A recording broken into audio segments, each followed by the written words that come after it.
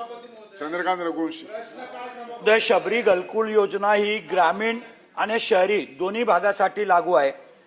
माझी स्पेसिफिक महसूल मंत्री सुद्धा इथं बसलेले आहेत, कारण तळोद्या या शहरामध्ये 1700 शबरीची घरकुलं मंजूर झाली. जळगावचा प्रश्न आहे. प्रश्न जळगावचा आहे. नाही सर, कॉमन प्रश्न आहे तो.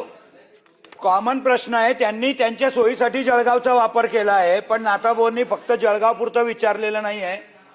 आणि जागीरदारी खालसा झाल्यावर सुद्धा जागीरदारांची नावं आहेत म्हणून तळोद्याच्या 1700 लाभार्थी हे त्या लाभापासून वंचित राहतात आहे. आजही प्रत्येक शहरात, नंदुरबार सारख्या शहरामध्ये सुद्धा शबरीची घरकुल ही 100% गरीब आदिवासीची आहेत.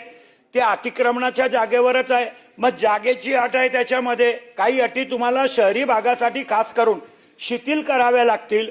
आणि म्हणून माझा मंत्री महोदयांना प्रश्न आहे की ग्रामीण भागामध्ये ठीक आहे, शासकीय जमीन उपलब्ध होते, तिथं शबरीचं घरकुल बनतं, पण शहरी भागामध्ये वर्षानुवर्ष त्यांची अतिक्रमणामध्येच घरं आहेत.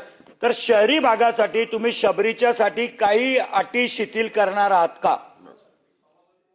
स्कोपच्या बाहेर प्रश्न असला तरी अनुसूचित जमातीचा विषय आहे आणि त्या घरकुलाचा विषय असल्यामुळे काय झालं, 2011च्या पूर्वी म्हणजे 2011 पर्यंत ज्या ज्या कुटुंबांनी अतिक्रमण करून असेल त्याला नियमाकुल करावा असा GRच आहे.